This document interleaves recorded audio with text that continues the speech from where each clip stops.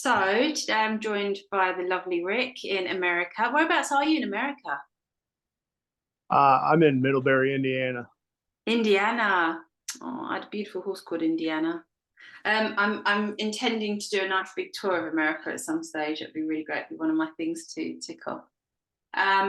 But basically, we've decided today to do a recording of a breakthrough session just to be able to share it with other people out there, so they can gain a whole hopefully load from it, and just see how it rolls basically. So, do you know what this is like? Do you know what to expect through this? Have you got an idea what this is about? Uh, I think I might cover some of the things that I've already covered on my own, but Okay. I'm hoping maybe figure out the blockage. Okay, great. Okay. So if people don't know where to start with this, I tend to say something like, imagine you've been invited to a dinner party and there's God is a special guest at this dinner party. And as a kind of special gift to everyone, God will say to everyone at this table, I will get rid of a problem for you, your biggest problem. Okay. So give me the best you've got. So I'm just going to turn my phone off. So give me the best you've got because, it's a great opportunity, right? So if I said to you, what would you love to get a breakthrough on today? What's the biggest thing that would make you happy to get rid of or get over or process or whatever it is? Well, I think for me, the biggest thing to get past right now is there's still a little bit of the anger issues. It's not as bad as it was. I've worked a lot on myself in the last year. Uh, I've had a lot of veils lift, a lot of things change for me. Uh, a huge weight loss. I'm still going through the weight loss. I lost 63 pounds. Got this beautiful shirt I wore, and I can already fit my dogs inside it. So the weight's coming off. Uh, I'm exercising, and I still get those trigger moments that catch me off guard. And I really like to be able to get that under control Okay. because you can't, well, if you can't handle your own triggers. That's life mastery, right? When we can handle all our triggers. That's the idea anyway. Okay, so I'm obviously making lots of notes here, and you've got the recording also to look back on. And if you want to re-listen to some parts of it, then obviously it's here for you. So under control. So what is the anger about, love? Well, I found out quickly when we moved to Indiana. It's the first time we're all living together in the same house, me, my wife, her mother, and the boys. I already know the patterns with each one of the people in this house and why each one of them trigger me. I guess my biggest thing is trying to practice the pause when those triggers come up instead of reacting right away. So your strategy is to pause and maybe think it through, decide calmly what you want to do, that sort of thing. Yeah, instead of flying off the handle or saying something that I know I shouldn't say, or being a smartass even, you know, just practice that pause and make sure that you flip the roll the right wording to say the right thing. Awesome. Great strategy. Well done. And is the anger about just all sorts of different things, or does there tend to be a commonality, a common theme that goes through them? Well, with each person, I can tell you where I relate with them, and that's why I know I'm triggered by these people. One is fear. One is being handicapped. I've had two back injuries in my life, two major back injuries that I've recovered from, and I have a stepson who's in a wheelchair, and I know what it's like to not be able to be mobile, and watching him just sit there and wither away is really hard for me. And he's going through a bout of depression right now, and I'm trying to relate with him, but I'm really having a hard time. And then my mother-in-law, she's not awake at all yet, and she's come out of a really bad relationship where she was browbeaten. So there's a lot of fear there, and I know what that's like because I come from a childhood where there was a lot of fear, and you didn't stand up for yourself. And she's to a point where she's in her 60s now and still not standing up for herself. I found out long ago that if you don't start standing up for yourself and be a little bit of an asshole once in a while, that people are going to walk all over you. And then my wife was in a relationship for 9 years where she was browbeat, and I've helped her find her voice. Unfortunately, it's used on me more times than it should be, but she's got her voice, and I'm happy for her. I'm glad that she's stepping out and being the person that she should be, the better version of herself. And then my other stepson, the youngest of my two stepsons, he's got a habit of lying, and I know that's just his survival mode, and I keep telling him, you don't have to be in that survival mode no more. You don't have to lie to us. We're here to help you, and nobody here should have to be in survival mode anymore. And then when he lies to me, I get triggered by it because I was at that point. But when I was a child, I had to be at that point, because if I didn't lie, I was going to get the belt, or I was going to get a frying pan or something, So I know where the triggers lie with me, with each person in the house. I just don't know how to go about practicing the pause all the way correctly yet to deal with the situations that come up.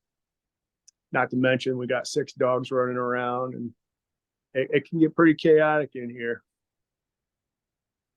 Yeah, I bet. That sounds amazing. Well, I mean, first of all, I want to say thank you to you. You're doing an amazing job of walking your own path. And, it's like that situation where when you become a master of something, and you're dealing with students, and you know what it's like to be a student about anything. You get confused, you fuddle your way through, you think you get it, then you don't, or you do, and you get cocky with, there's so many aspects of our personality comes out on the path, as it were, whether you call it spiritual or just life, whatever, it doesn't matter, actually, same thing, right? So massive kudos to you for achieving what you've achieved, and for living in a very dynamic environment when you're awake and spiritual and others aren't, is particularly challenging. But also at the same time, hopefully we can spin it round to become gifts, not instead of triggers, they'll become gifts. And every time you hear or see something that would trigger you in the past, instead of having to just pause, now actually afterwards, I hope that this will be something you'll be going, and they'll be used as markers to see how far you've come, right? And see how well you're doing, because they're showing you the opposite. And with a slight strategy change, or an addition of a slight strategy change, you can become this kind of super Rick, basically, this Zen, you're getting all of this chaos going on at you, and you're just like, you're still in your flow, you're kind of, unmovable, or unshakable, I should say. But what I really want to do here, and what I love to do with these breakthrough sessions, is really approach this with the 1, 2, 3, 4 step process. Because if you learn that, you use that all the time, you can teach that to your sons, you can share it with anyone in your life. And when they get that, honestly, this is where, and I know that sometimes it might look like I say it simply, but it's because I guess I've got to a stage where I am so automatic in, if I'm get triggered, I do this process. It's like breathing for me now. Sometimes even it catches me off guard, but as soon as I've caught myself, I'm like, oh, right, and I'm doing that process. And you find that if you do it often enough, you don't even have to do the full process. You jump to the linchpin that will collapse the problem and restore your super Eunice, your higher self embodiment. And that's when it goes Zen. That's when it's just becomes so much easier. That's when you start to see the world reflecting back your inner goings on in their behavior, right? That's when everything starts to get better, improve, level up. but while it still keeps its dynamic flow in evolution and life and the ascension and everything else, you know. So great, thank you so much for that. The first thing then, the first part, so the prep is finding what the problem is, or at least starting to identify it, you know. It may be that through the course of the process you find the true linchpin, because it's never, we say it's never the presenting problem, it's never what you really think it is, it's something else. But it's only by starting to investigate that you will find out what that something else could be. Okay. And you've already touched on something. There's a, whenever we say the fear word, you know you're getting close to the root cause, but it can manifest itself as other things, like you say, anger, because there is an action that we need yet to take for that to dissolve, and then the anger will disperse, right? So step one, I'm going to ask the question again, just so we're doing it via the process. The unwanted part would be The anger. I'd say so, yeah. Not practicing the pause. Okay. Bring them all out, because there could be a few unwanted parts clumped together.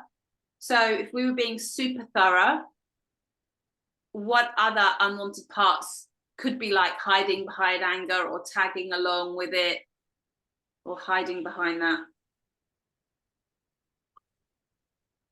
Well, I think it's a fear of leaving people behind. You know, I've always gone through life trying to be the hero, you know, and then I found out that I wasn't the hero. I was the villain in my own story. What do you And mean by that? Explain that for me.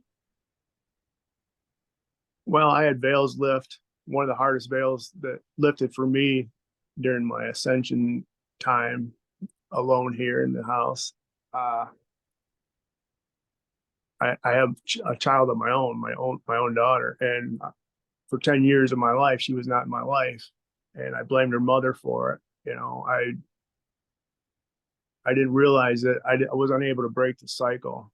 You know, I abused my children by over spanking. I was abused when I was a child. I was molested. I went through a bunch of different things, and I mean, I had to find a silver lining to the abuse, and the only silver lining I could think of was, well, at least it wasn't sexual. You know, I overspanked my kids. I was overspanked. So that was the only silver lining I had to, or had coming out of that. Okay. Can And you I see guess, any others today? excuse me? Can you see any other gifts today from that?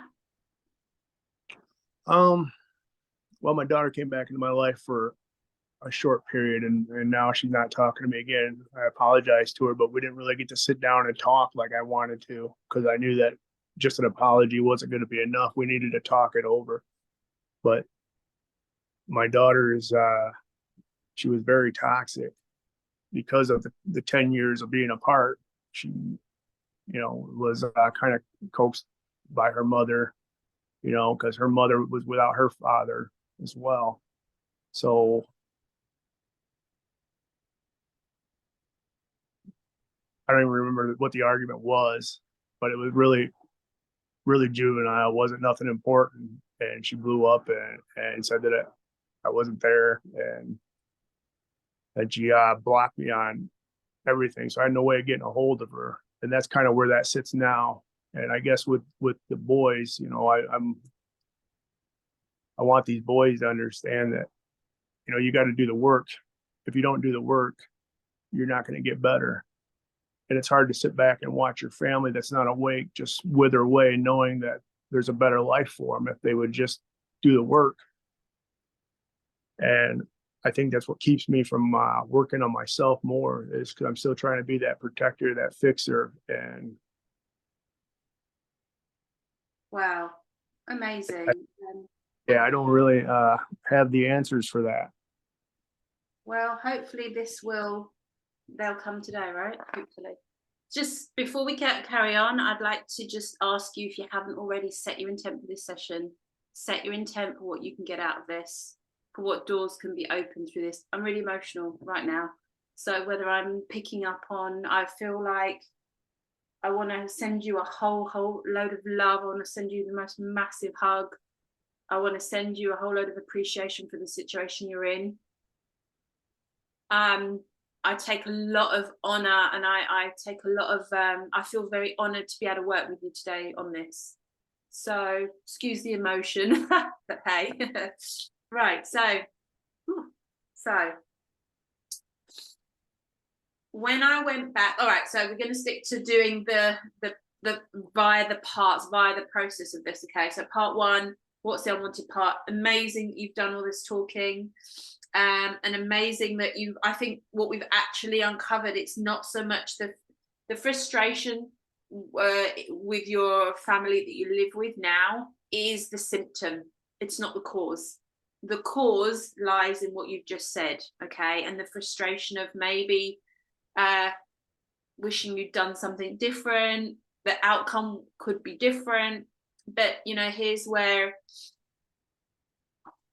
part two and part one were kind of joined together. So part two is let the unwanted part talk, you know, let it say what it has to say. Now, you've already explained the story in the background, but I would like to just again emphasize and be so thorough with the process. What does angry want to say? So imagine that inside of you, you have thousands and thousands of mini yous, but they each have one characteristic role to play each, okay?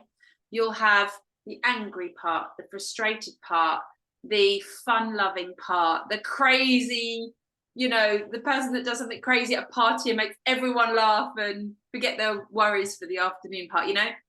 There's so many parts, we could never have count of them all, okay? But just know that they're there. And when we go through life and something comes up, one or two of these parts will come forward because they start to lock horns.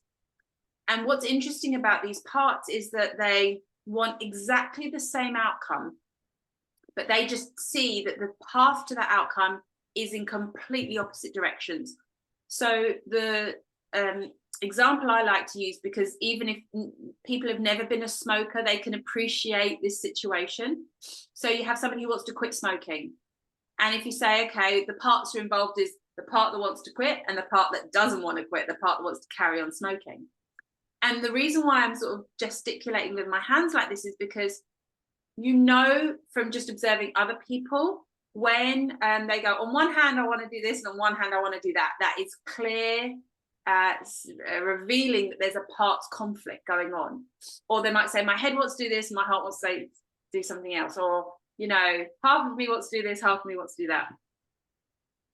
And this is really the nuts and bolts of this process, or a major part of it. So the one part that wants to give up smoking, you say, well, why do you want to give up smoking? Well, because I want to be healthier. Why do you want to be healthier? Well, I'll be happier. Boom. Now we've got the real cause. And then if you said to the part, why do you want to carry on smoking? It's bad for you. And it's like, no, man, but I just get to take this 5 minutes to myself. It's enjoyment. I can relax. I can think. I can unwind, whatever it is.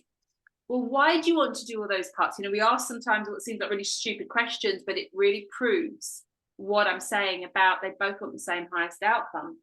And it's like, well, you know, it's a little bit of me time. And well, why do you want a bit of me time? It makes me happy, right? So they both are on the same page, but they're going at it. They're in a tug of war. Right. Yeah. All right. Yeah. We have a situation kind of like that. We were talking about it yesterday, my wife and I, and our backgrounds. I'm more assertive. She's more passive. So she's over here and I'm over here. And when we work together, we got to find that balance right in the middle. And it just, yeah, you can see where it ends, man. I mean, it ends with prayer, and we got to find that balance. And I think that's the balance that everybody has to find within themselves. somewhere, I mean, for me, I know that you got to be assertive, but you got to be passive on some things. And my problem is I can't be passive on things. I have a hard time of letting things go. And that's the part that I'm working on. She has a hard time speaking up for herself and being assertive. She's Well, way. it's amazing that you've said that. It is all about finding the balance. And hopefully you might have heard me say this before, but if I said to you, what do you think perfect balance is on a percentage scale, what would you say? It had to be like 51, 49%. You still want that little bit of control, I guess.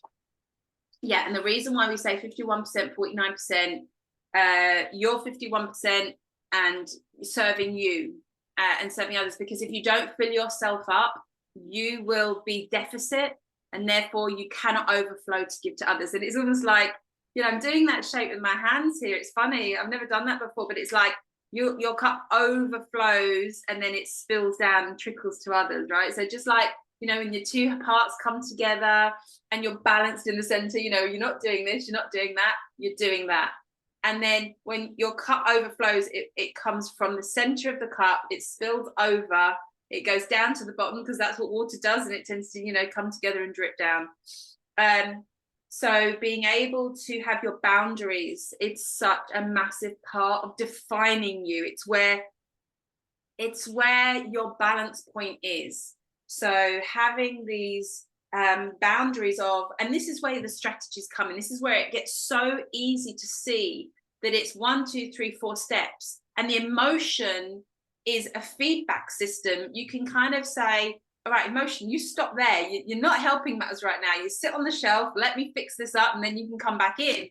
Because when we make decisions from an emotional point of view, that's almost kind of like looking through a screen that's got water running down it.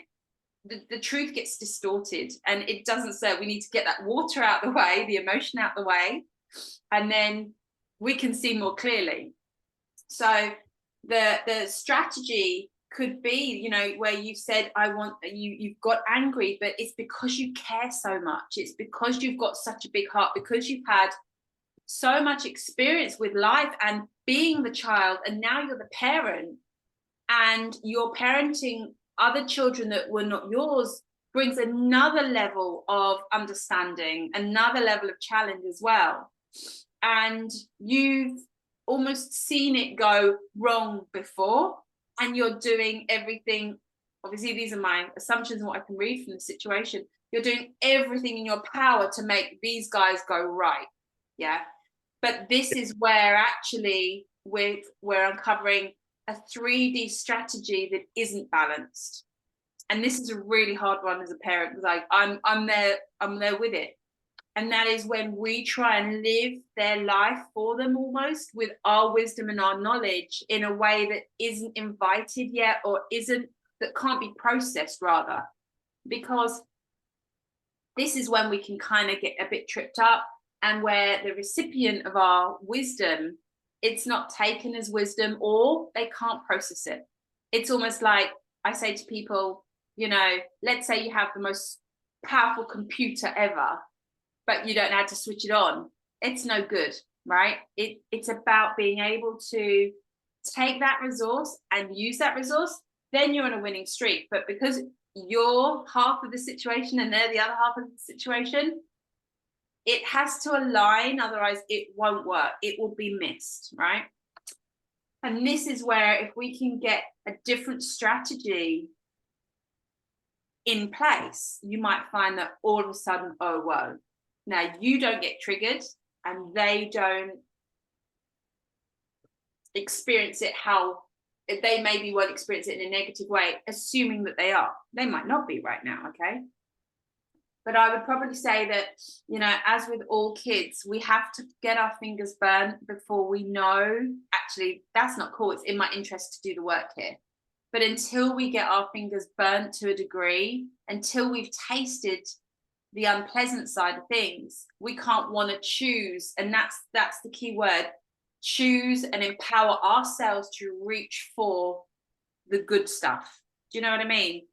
I say, like, when I'm a student of something or I'm learning something, I realize now that I do it the hard way, because then I become a master. I always, my goal is to master whatever I tackle, be that with horses, with teaching, with anything, which means I have to go and screw it up thoroughly for me to then learn that is not the way. I've tried to do it this way. You know, someone said, no, you really don't want to do that. I'm like, oh, no, I really need to do it this way. And it goes wrong. I'm like, yeah, I should have listened. But now I'm older and wiser. Now I will choose that way. But at the same time, I'll also see the next student that comes after me and I'll go, you need to screw it up before you realize for yourself. Yeah. You've got to learn it for yourself. And this is maybe the wisdom, healing wisdom for you that will let you kind of go, all right, you know, I can guide them when they come to me.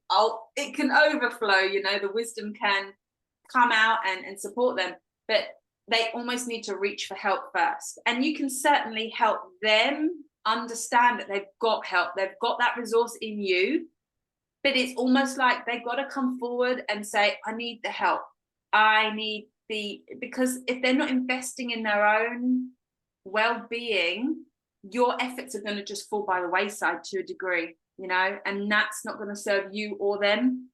So at the moment, maybe with the kids, your balance is maybe 51-49. It might even be more 60-40, that you're trying to help them and trying to keep yourself in balance at the same time. And that's because it's an unbalanced strategy. As much as it almost doesn't sound like it, but this is where, like I say, the closer to mastery you get, the harder it is to see where our ego, which is just the part that wants to protect and survive, and, you know, it has good intentions, it just is unbalanced, and its job is to show us that imbalance.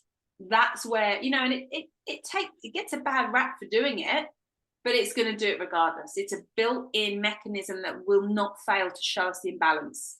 And that's where we can appreciate it, but at the same time, give ourselves a pat on the back when we can see it's diminishing in us, when that anger is not arising, when we're kind of going, yeah, he's just going to have to learn for himself, you know. But when you can just be that support, that quiet, I'm here for you support. And when they fall and go, Rick, you're like, got you, bud. Now you can listen. Now you know those ears and that unconscious mind is, you know, stretching to hear every syllable you say and take it in deep, because it will resonate and it will be able to be processed.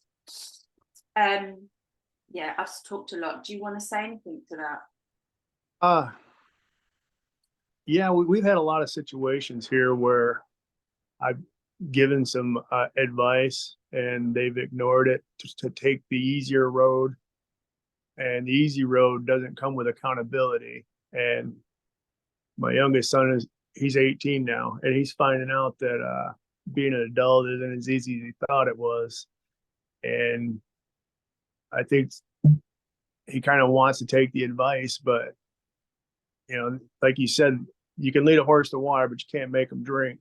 And that's kind of the situation we got going on here. And I've set up a lot of boundaries, and every once in a while they'll catch me off guard and I'll jump into a conversation I just need to stay out of and walk away, let them have that conversation. But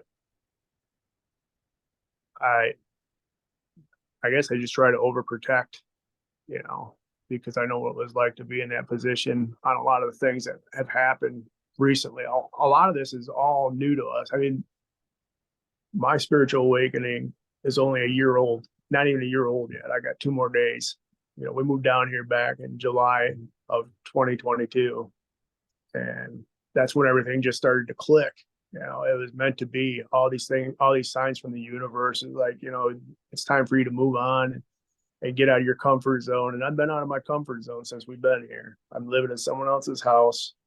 The only thing I own is my truck. I don't have a job. I've been trying to heal myself from my back injuries. So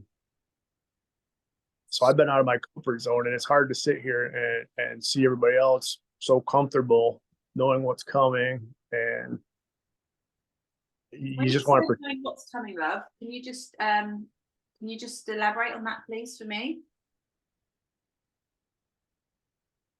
sorry. You said knowing what's coming. You're trying to, you knowing what's coming. Can you elaborate what you mean exactly by that? Well,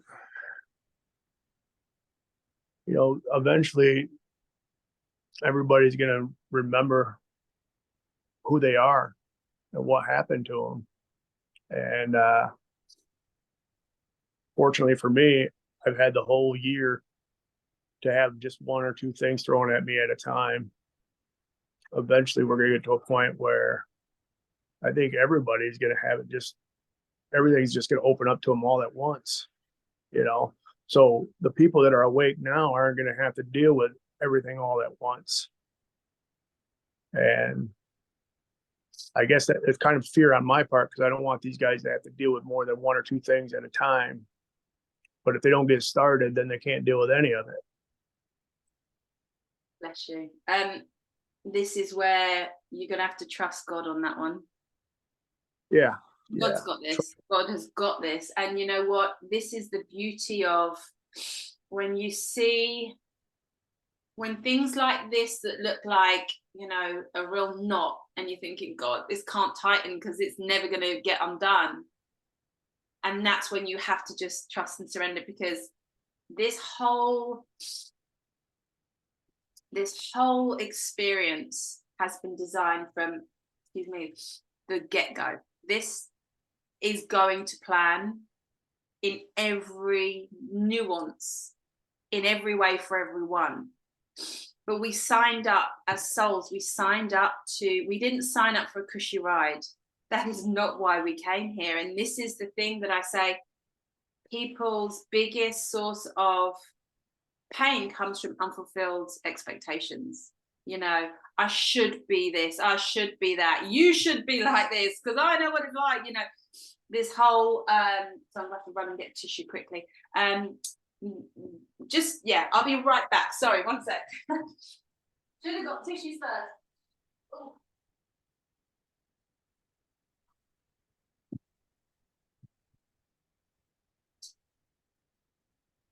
Sorry.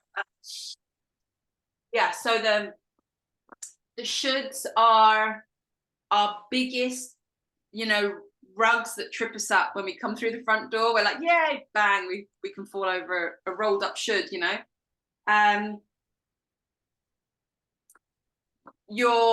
You've decided at some point, you have this fear that you don't want them to have to deal with everything at once. It may be the best way for them. It may be that while it's all happening and you're keeping your cool because you knew what was coming, they're all going to all of a sudden go, he knows, and they just gravitate to you because you're the one that's like, yeah, I'm just, sitting here catching a fish, whatever, and it's all crazy. They're like, why aren't you freaking out? It's like, because I knew this was coming. And that's when they'll look to you. So the more chaos they're in, the more you will be the way shower. Yeah. And maybe that's, you say you're sitting here and you're not working at the moment. I'm going to disagree with that. You're doing a lot of work, actually. You're doing your prep work and your preparedness work. Because and I do think it's going to be, personally, I think it's going to be a lot more subtle than we feared. I think but at the same time, and they're going to have people like us to kind of catch them when they fall, and that's when there'll be so many things in your heart that will be fulfilled, because in their greatest need, you will be the one that saves them without trying.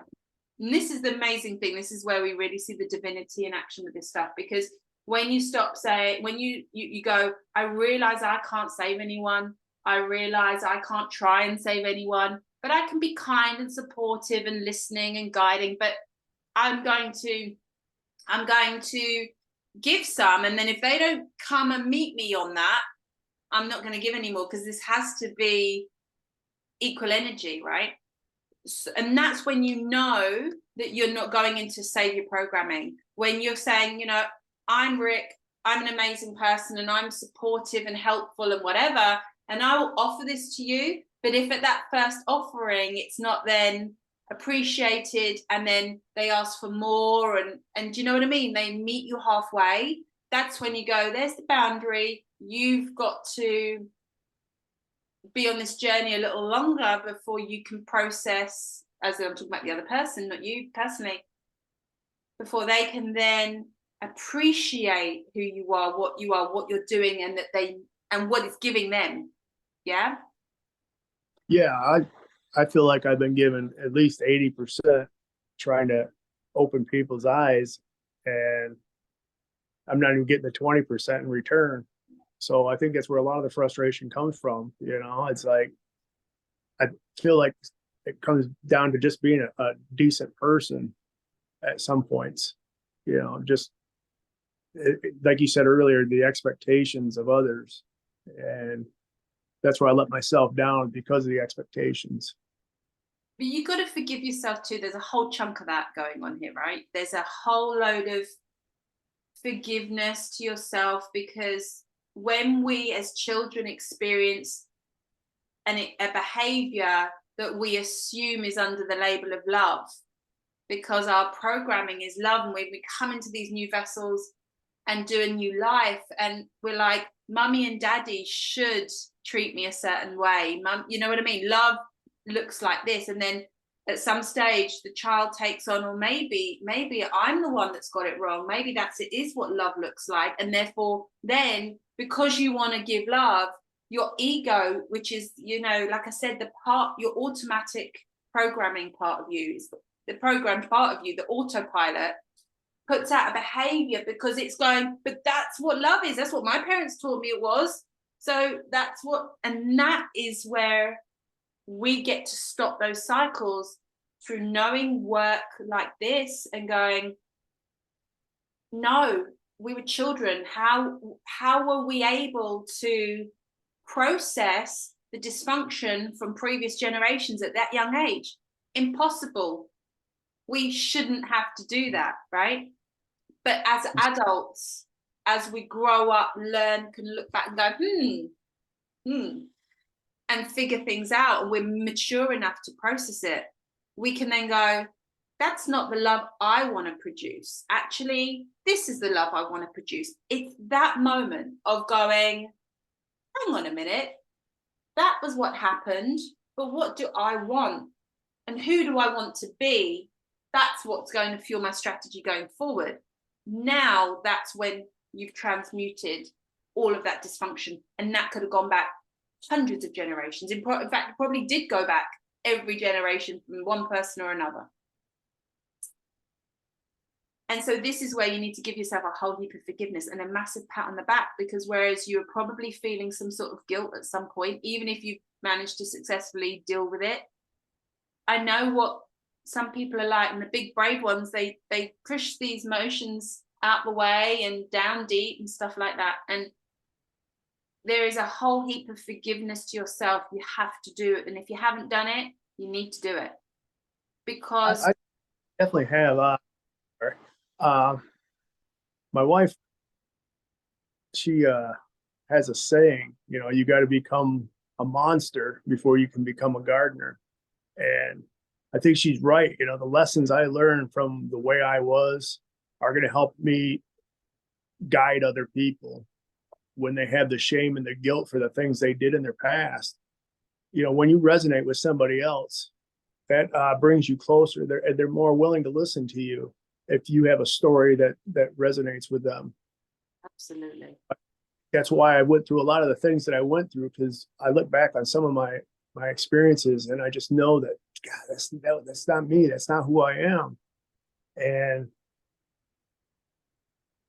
I held on to the shame and the guilt for those things until I truly forgave myself. Now I can talk about it openly because I have truly forgiven myself. And I think that's how people will know when they're over certain issues, because they'll be able to talk about it out loud and they'll be able to share their experiences with other people.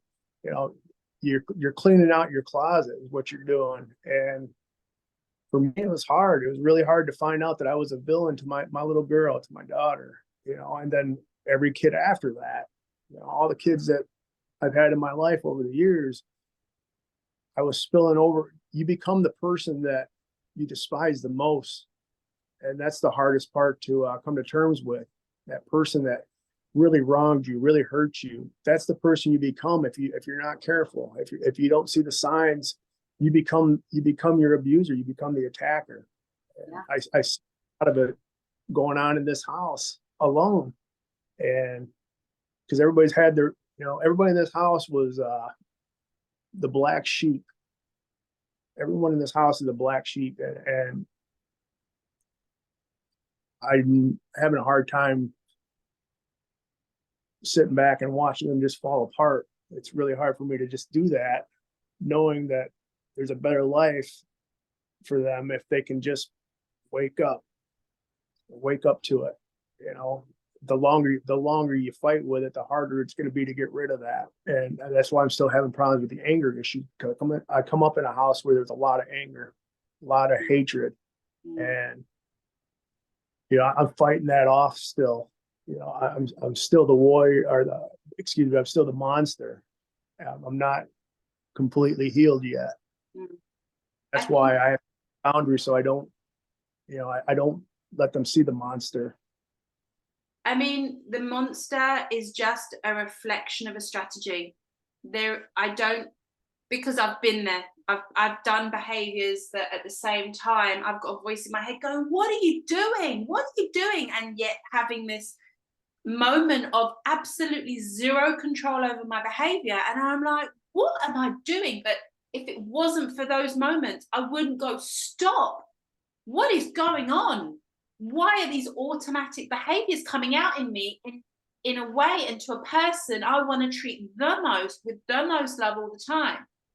And it's only because of that I get to dive deep and do this inner work and do this shadow work that goes, my strategy was wrong, or I didn't realize something. And I realized that I took this so seriously, this job that I'd given myself, that I've been blessed with. I took it so seriously, but it didn't mean I had to be so serious, right? That was my realization. And then, so if I find the opposite, what's the opposite of serious? Fun. What if you try being fun? What if you try implementing, this is what my situation was, what if I try implementing all the goals I want in raising my children and do it in a fun way? And yeah, it's serious. It's a serious business. It's probably one of the most serious businesses on the planet. That doesn't mean we have to be serious in doing it. And all of a sudden, I'm like, why didn't I think of that earlier? It sounds so obvious and so logical. But that's evolution. That is Christ consciousness coming in, and that is choosing who we're going to be by literally taking our program mind, our higher self, and going, you guys need to talk together through me. I'm the process. I'm the referee of the game. You must connect and talk, and that's what this process does. And the ego is the one that runs the strategies. The soul is the one that gives us the emotions to let us know if we're doing the job right or not. And when we're doing a job, let's say when I was putting these points together, I would be like, okay, how does it work with somebody who's doing a bad thing to someone and they think they're doing the right thing, and so they carry on doing it? But actually, we came here to have an experience. We had to play bad cop as much as we played good cop, and we've had to do both in the same lifetime. So if it wasn't for God and the divine aspect of this big experiment with billions of us on this planet and however many galaxies there are, yin yang, again, this yin yang symbol of the black and the white together in harmony and balance, we get to then choose. And that's such an important word, we get to choose who we want to be, which is why we came here. But we get to do it consciously, because we came here with amnesia. We had to figure this whole game out. And when we can choose who we want to be, because we've been the bad cop, we don't want to do that again. We see what happens. We don't want to do that again. But also at the same time, if we can't start to forgive ourselves, how can we forgive other people? This is where we're looking at the movie 3/4 of the way in, and we're trying to, conclude it. It's not done yet. It's still got the good bit to come. Right. But just before the good bit, it looks the worst. It looks hopeless. It looks terrible. It looks like it's doomed. It looks like everyone's going to die and whatever. But it doesn't end up like that. It gets flipped around in this incredible, twist of events. And for us, that means looking at those behaviors and going, what was the thinking behind them? What was the linchpin beliefs that held those up? And that's where we make our changes, and that's when we evolve. That's when we transcend, transmute, and that's when we literally raise our frequency, and that's how we ascend as a planet and as a species. It's in doing that work that the magic comes. So for you, and this is the thing, so identifying these 3D strategies that are unbalanced and won't be healthy and are on that crash course, you've got your two parallel lines and one's a degree out, boom, they're going to hit. So don't try and control another person's experience.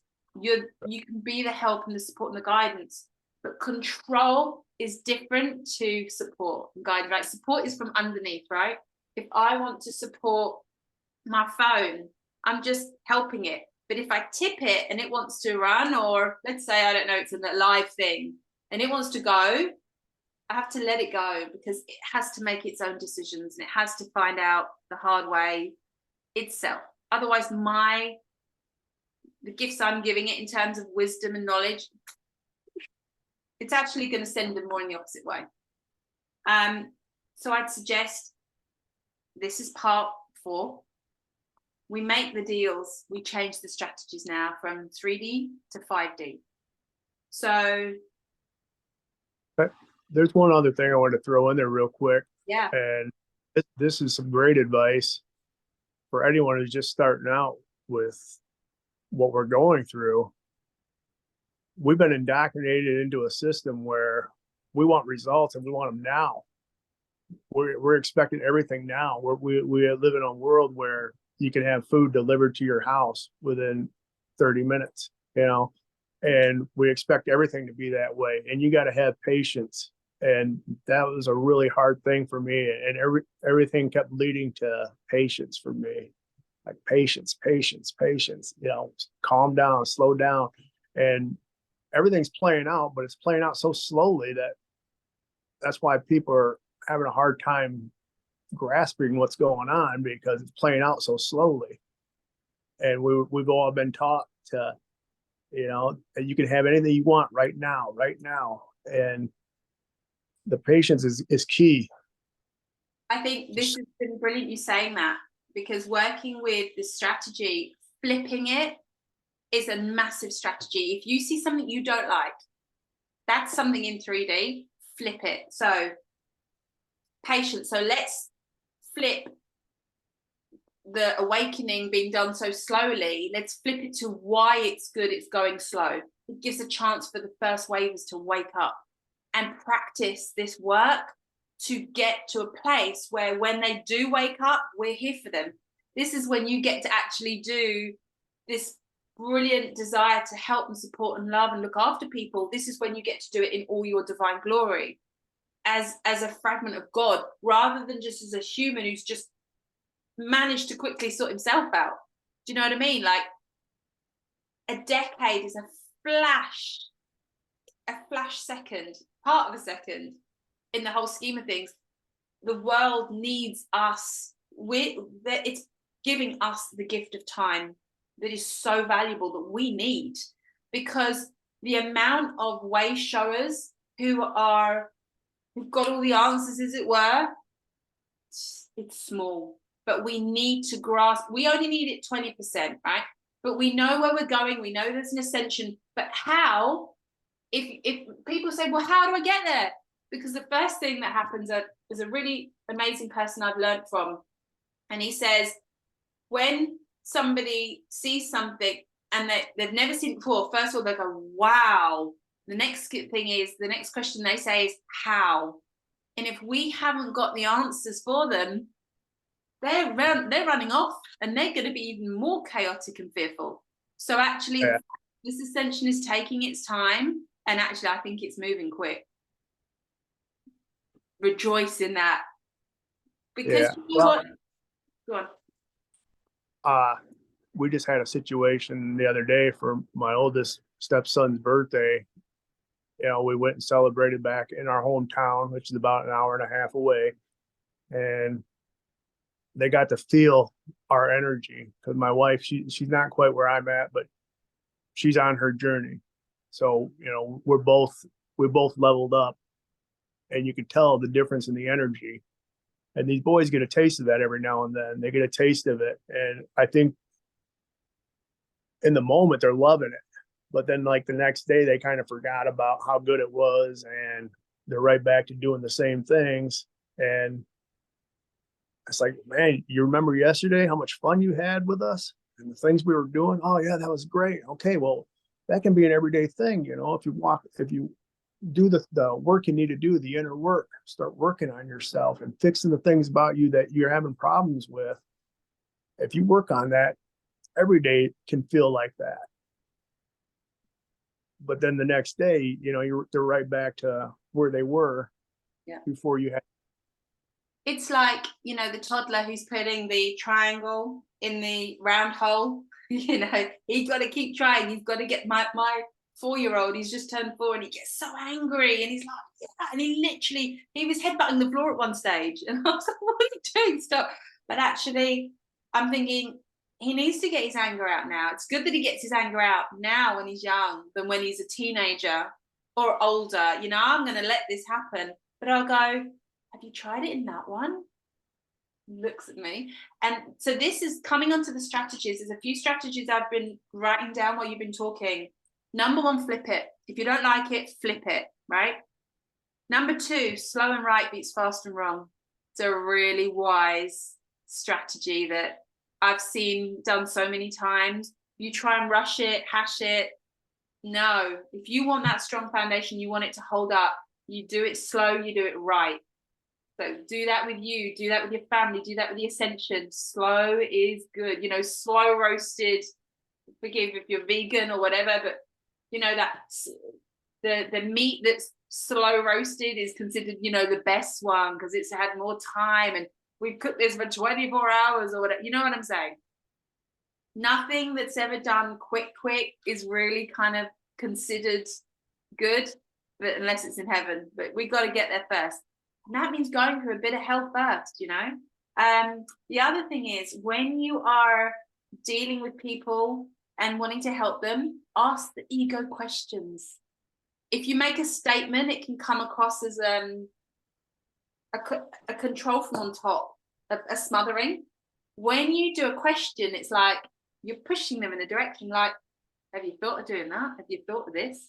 Have you thought of that? I don't know. Have you thought? You know, and you can wander off, and it will kind of the ego gets curious, and it's like, oh. But it'll go in even if it doesn't seem like it's gone in. Then it goes in, and it's like a seed, and it'll grow, and all of a sudden it'll come out. You know, it might be 6 months later, and you go, oh man, that actually did go in.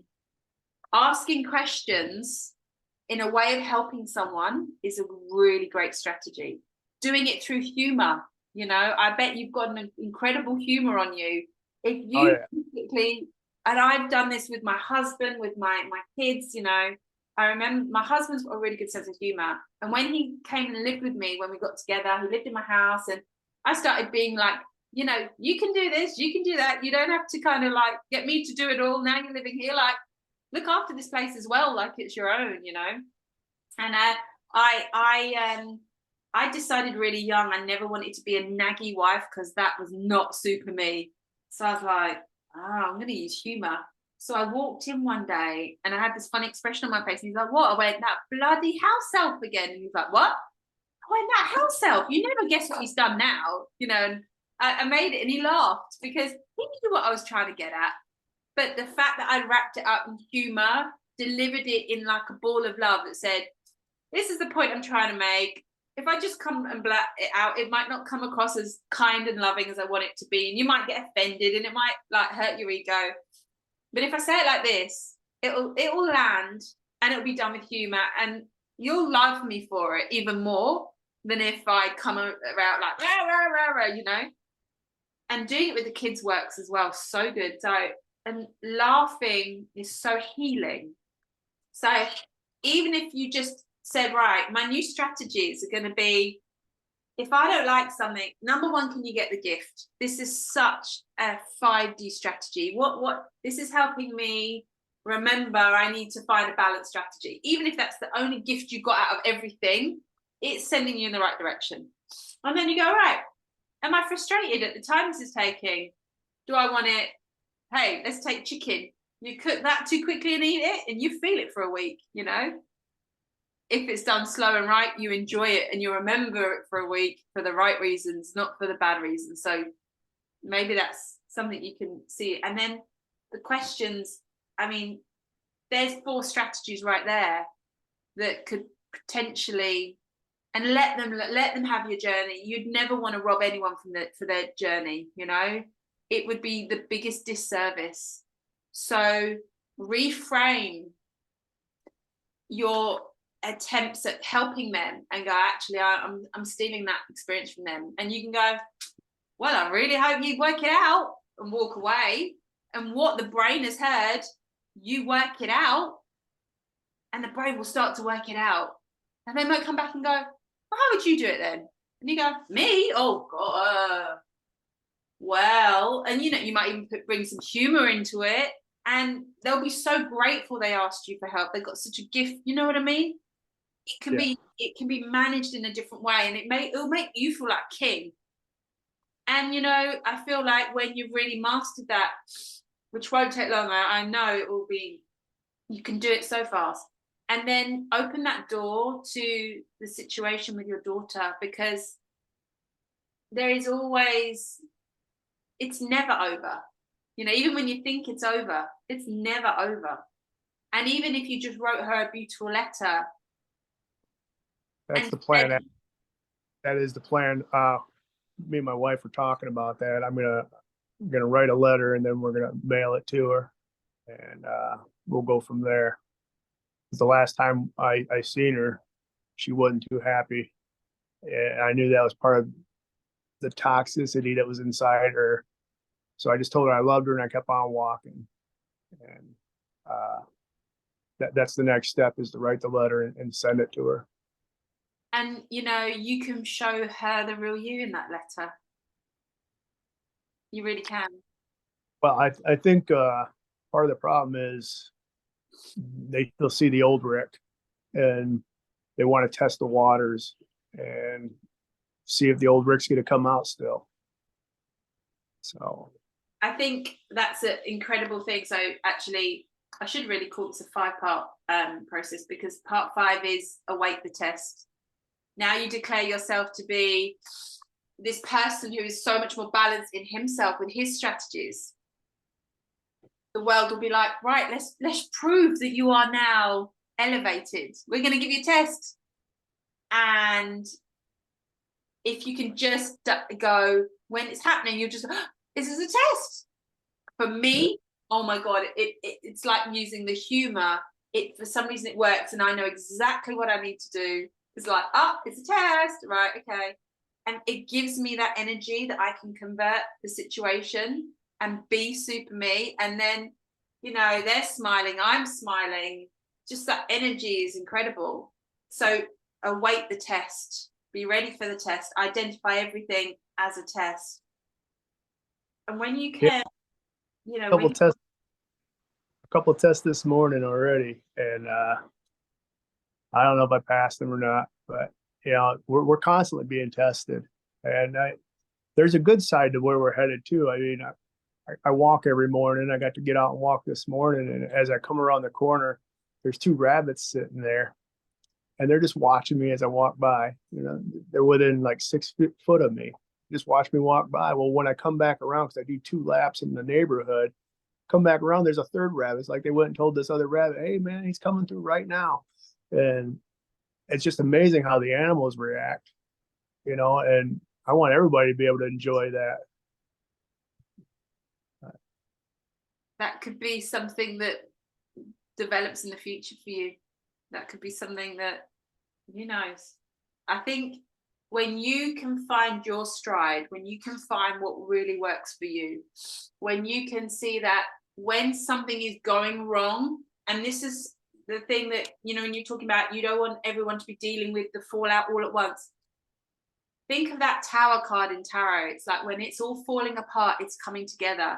When people go into the army and they pull you apart, they rebuild you, you know, in a way that can, I've never been in the army myself, but you know, this is what we hear, is that they rebuild you stronger, better. And, you know, no one ever gets it right first time round, because if they do, they're clueless. They just kind of know how they got it right, but they couldn't help anyone get it right because they don't know how to get it right. It just went right for them first time. Do you know what I mean? The experience in life is what we came for, so we could be this thing. We could experience what it's like to forgive ourselves and forgive others, love ourselves and love others. The ego work, you know, it has to start within so we can do it on the outside. And when we can do it on the outside, we heal everyone and ourselves. But we have to be able to do it to ourselves first. That's the 51%. I'm sorry, my dogs are here and Oh, they're getting a little worked up. Oh, what have you got? I love dogs. Oh, what breed is that one? The white and black one? They're Yorker Doodles. Oh, wow. Do they sometimes have like their coats dreaded? Hey, I'm sorry, what? Do they sometimes have their coats dreadlocked? No. She needs a haircut really bad. She's been my strength, actually. She's the one who, when I know I'm getting too fired up, she kind of cowers, and that's when I realize, okay, calm down, you're getting angry, and she's the one who's really helped me get that monster under control. And sometimes she causes that monster, but that's another story. But both of my little dogs have been a blessing. I'm so grateful to have both of them in my life, and they've made such a difference for me with my anger. Yeah. So if anger is actually a call to action, what different action do you think? You know, you had a great strategy with remember the pause, but that's helped you up till now. I feel like now that was like a 4D strategy. It was great. It's improvement on the 3D strategy of just let rip. But now you can get the gift. Now you're leveling up, literally. So what do you think your 5D strategies could be going forward? Well, staying in my own lane's been a problem, and that's probably what I really need to do, is stay in my own lane. You know, let the boys work their problems out, guide them when they need it. But I think where I say that would remind you to do that in a situation. What could be a response that you could say to them that would also help you go, all right, this is where I stay in my lane, but I've offered the help or something. When they want it, they can come and get it. Well, I already mentioned to him about having boundaries. You know, my youngest boy, it got to the point where we sat down and I told him that, you know, I got to set a big boundary with you now because the lying is too much. And if all you're going to do is lie and you don't want to be truthful, I have to back away. And that seemed to work for a long time. But every now and then I'll get myself caught up in a conversation, just overhearing it. And then I throw in my 2 cents, and I just need to stay out of it and let things work out with their mom, and let her handle it. How old is that boy who's the liar? 18. He just turned 18, and they want to be the adults when it comes to staying up late. But when it comes to responsibility and taking accountability, they don't want it. They don't want any part of that. And that's the part that I get frustrated with, is not taking accountability. I was held accountable for everything as a child. So I think that's where that comes from. I was held accountable for things that weren't even my fault as a child. And I think that's probably one of the issues that I need to deal with, because that kind of just popped into my head now. that maybe that's what the trigger point is I was held accountable for everything. They're not held accountable for nothing. And maybe it's a jealousy issue. I don't know. I wouldn't say it's a jealousy issue. I would say it's, you're ultra aware that they are in an imbalanced place. They're not taking accountability. You're ultra aware that this is not a good course of direction for them, because you had this rammed into you really young. And this is where you can go, well, today in this position, I know that that's not a good strategy, but neither's that. So what is a good strategy? And you get to find it. And I find personally, when I am dealing with my kids, and I mean, my oldest is 6, right? Literally just turned 6. But when I get so frustrated and I don't know what else to do, I ask her, I said, what should I do? I said, imagine you're a mummy and you have 2 little ones you really love and they're fighting and one's being mean to the other one. What do you do? And honestly, she stops and she sits and she thinks and she's like, yeah. And she'll tell me something to do that I'll go, right, and then I need to do that, right? And she won't take it as I'm punishing her or anything like that, because she's completely had the different perspective. I literally put it back on them and say, what do? I love you so much, but it's my job to look after you the best I can. It's my job and this is what I want to do, but I don't know where to go with this, because I can see if I let you do that, I know what's coming and it's not nice. So help me out here. What do you think I should do? And maybe that negotiating, you can, maybe that is, I don't know. I know you'll find the answer though. Advice, actually, because I didn't have that choice growing up. It was one way and that was it. I didn't have a chance to rebut anything. And maybe that's what the gift you give him then. That's the gift in that situation. You're giving him a choice, knowing the value of what you're doing for him. And actually, I do believe that on a level, he will also appreciate that, because the way you can be is like, well, this is the deal. I can't let this go on. Something has to give. So you tell me how you want to play this. You tell me, I'm setting up the framework and then you can decide how it goes. But if that doesn't happen, then this has to happen, right? And you can give him a choice to avoid it. And if he doesn't, then he knows he'll, at some level, he will know that he's caused that situation, because you gave him warning, you discussed it with him, you tried to negotiate. I find that when I treat them like little adults and I really remove this hierarchy of I'm the mummy, you've got to do what I say sort of thing, right. That really is gold. And it might not be logical, but it certainly gets them to be accountable in a really nice way that doesn't make me look like the baddie or I'm forcing the issue. I'm like, help me out here. I don't know where to go with this. And they're like, giving them a voice, and that's a wonderful idea. They deserve to have a voice. And I think that's the biggest problem with people right now is everybody wants to be acknowledged. Everybody wants someone to hear them, and they're not being heard. And we're all fighting each other because we're not being heard. Most people are listening to what you say only, to make their next comment instead of hearing what you're saying. And that's exactly what goes on within us. When those unwanted parts aren't being heard, when we are not turning around to them going, right, you got a problem here, angry part, because you're really coming out in my face. What's up? And when we're not doing that, it's festering. There is a war going on inside us, and our external situation is mirroring that in other people's behavior.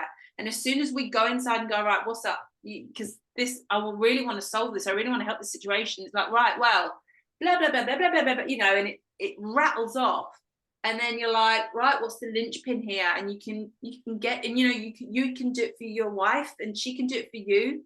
If you say, look, there's this process, I really want to, because the first time you do it like this, it's obviously a big, long conversation.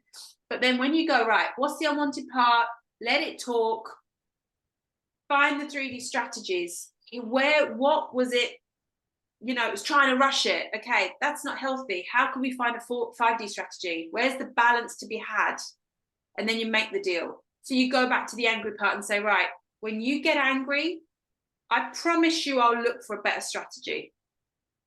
And you watch that anger just pipes back down, because instead of you reacting to them, you'll react to you inside, and you literally get to that, you elevate like a rocket, and it will help everyone around, the situation around.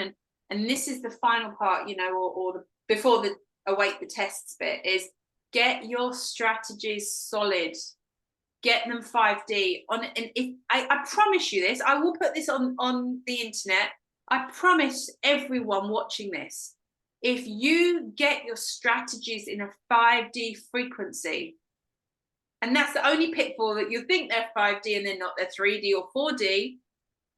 And the way you know they're 5D is if they're 51%, 49%, you to others, and they are not controlling, they're loving and supporting, but they're not controlling and they're not judging. If you can find a 5D strategy, I guarantee you get that problem over. And maybe others will come up because you're healing, right? It's like the bubbles. I'm working with the resin, and the bubbles have to come up. When one pops, there's room for another one to process.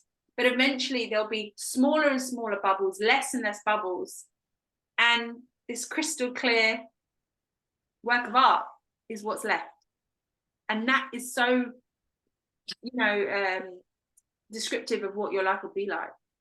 So find those unwanted parts, listen to them, make the deal to a 5D strategy, and watch how things transform. And we don't know it all, we don't have all the answers, and sometimes just saying, help me out here, someone, they'll be like, wow, he's being vulnerable, he's being approachable, he's giving us an opportunity. It's amazing. Well, we can't sort our own mess out, but when we try and hear somebody else, we can give all these amazing, words of wisdom, and let everyone else look after you a bit as well. I know you're the man of the house, but it'll make them feel good too. Yeah, I definitely had to be humbled this last year. Like I said, I got the 2 back injuries. I've worked most of my life with those 2 back injuries.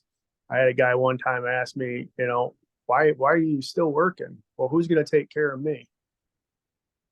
And that was my strategy for 46 years. Who's going to take care of me? And now, I've been humbled to the point where my wife's working. I've been working on myself. She's starting to wake up, and she's not wanting to be at work anymore. So we're hoping that we can figure something different out so that she can start working on her more. And I'm hoping that I'm going to get to a point where this blockage is gone and I can start creating a lifestyle that's bringing in some money. And I have plans for that as well. But yeah, it's been a very humbling experience for me this last year. I'm counting on her mom for a place to stay, and I'm counting on her to make the money for us to survive on. I mean, the only thing I'm really doing is I do the driving. I got a truck. That's all I got in life. My truck. Well, you got a lot more than that. But that's the thing, actually, you're the value. It's not what you've got or what you can do. It's you and the interaction you provide. And that's another way, I think, of God saying, I need you to get the right perspective, Rick. I'm going to take everything else away and have people helping you, because you've been the helper. Again, you've been on a bit of a crash course strategy there. It's 51-49, as long as you're bringing 49% to the table for other people, you're doing your part. And you being that, just being there as a support for people is the biggest thing you could do, even if you never did anything else. And this is where I think life is really bringing us to this point where we're going, I get now, it's not about doing, it's about being. This is such a theme of the day. I was speaking to, Jen, Archeia Rose, this morning, and it's a real message. You're human beings, not human doings. Be there for each other. Be there for yourself, That's another strategy. I think if you had a day just literally looking at strategies, and you say to the angels, right, angels, show me the biggest strategies that are in balance, and go, could that go wrong? So for example, you were like, who's going to look after me? And yeah, you know, on one level, you might say that's an incredible strategy for surviving in 3D, but it's a fear-based strategy. Is it based in love or fear? That's a good way of discovering if something's a 3D or 5D strategy. I think I need to do a live stream on this or a recording on this and how to tell if it's 3 or 5D.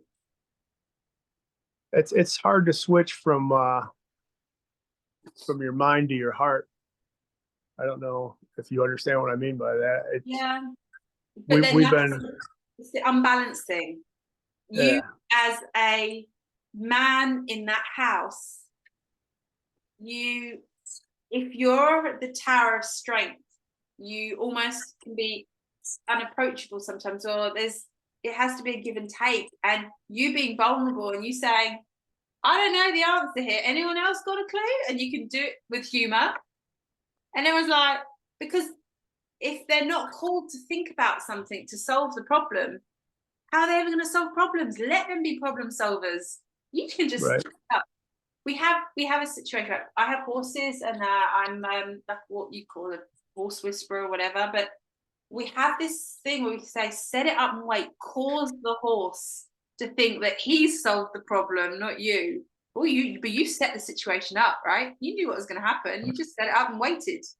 It's kind of like that. You get to be the master of the house, but that doesn't mean you dominate the house. You just Right. you get to play the, it's like playing the instrument. You get to get the sweetest tune out of everyone because you know how to touch the keys and the chords and whatever. That's mastery. That's life mastery. Whereas people go, oh yeah, Ricky just, he's chilling at home, but thank God he's there, because if he wasn't at home, that wouldn't be like my home.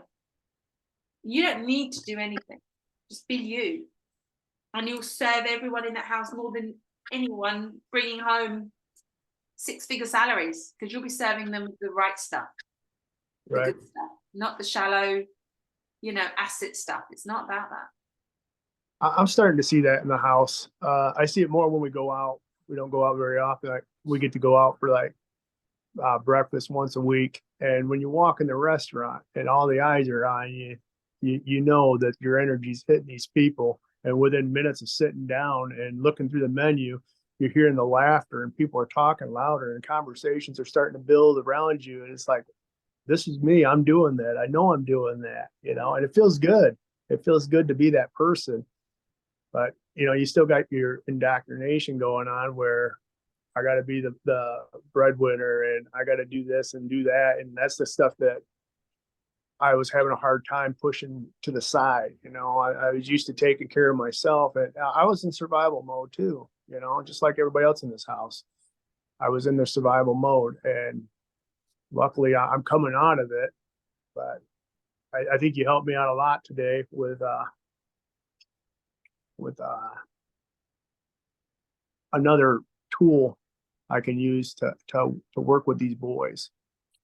Amazing. I mean, and if you don't go with it, you go without. Like, if you don't fill up your heart first, Yes. and that's how, it might be that the boys as well, that they're in a real crucial time of their life. Who are they going to be? What are they going to do? What values are they going to hold in life?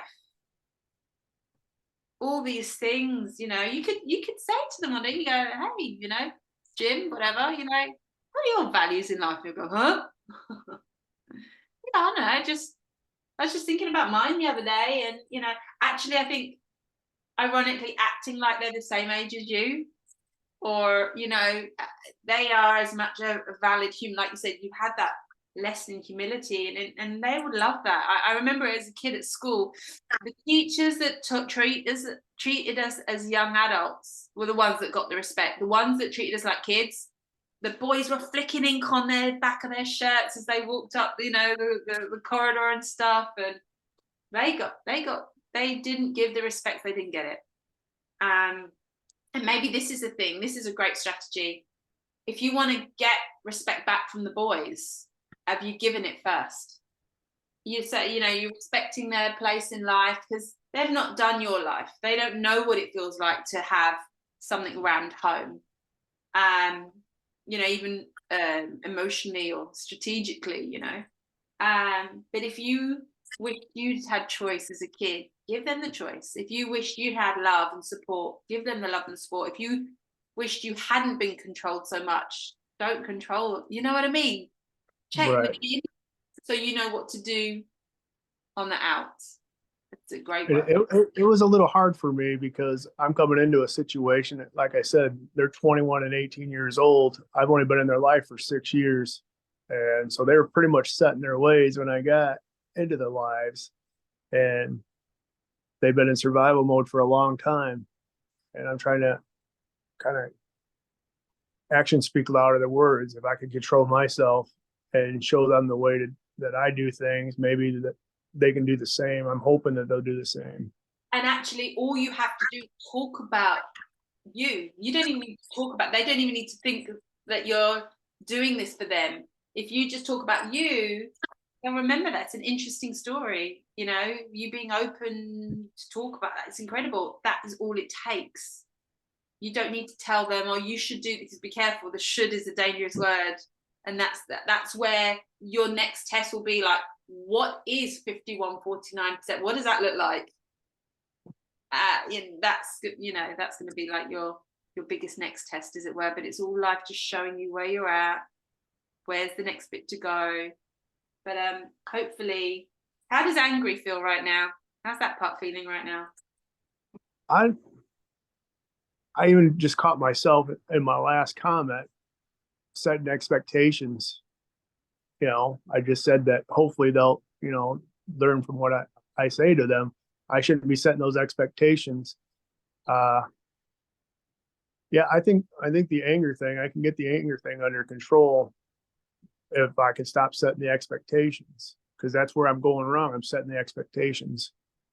Zero expectations is incredible. It's like everything becomes a gift after that. Every little, and another thing we learn with the horses is like when you're teaching a horse to do something and they put in 1% effort, oh my God, reward that 1%. And the horse was like, oh, next time the horse will be like, I think that's the right thing. I'll give 3%. Oh yeah, 3%, right? And then next it's 10%. Then it's 50%.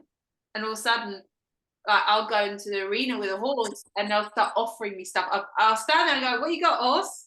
And I go, I can walk backwards. Yeah, cool, I'll take that. I'll do it again. And you just know how to create them giving behavior when they think it's their idea. You just set it up, right? It's a really good one.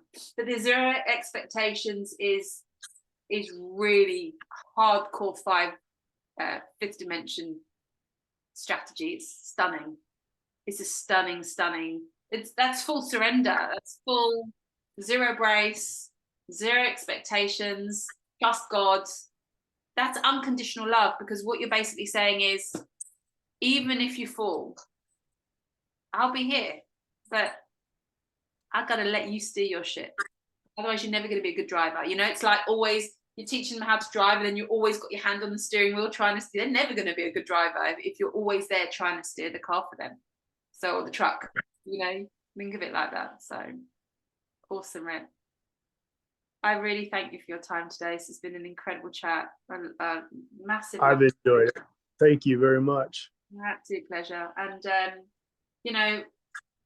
I keep this background because on this page there are so many of these little one-liners. If you don't go within, you go without. Should is a dangerous word. So many of them. So if you ever do feel like you kind of would like a refresher or some new, there's like 25 on there. I'm always putting new ones on there. There's loads more to come. But go onto the Healing Wisdoms page of the 5djourney.org website, and there's some really cool stuff. Even direct them there. You could even kind of be like, hey, I found this today. Seemed cool. And walk out. And the ego loves like mystery and curiosity. Like drop a little bomb or like a little half thing and like let them unwrap it. That's cool. That's exciting. It's fun. And you're still doing the loving and the caring and the supporting and the guiding, but you're doing it in a way that they don't even know it's happening. And you're doing a better job of it as well. So it's a win-win. All right, my love. Well, massive thanks to you again, and you know where we are if you ever need another chat or want another chat, or I think you're going to run with this though, and I think you're going to be mastering. For me, it's 1:13:33 on the clock. So Okay. thank you so much. Love you so much, Rick. Thank you. Love you too. Take care, darling. Bye. Bye bye.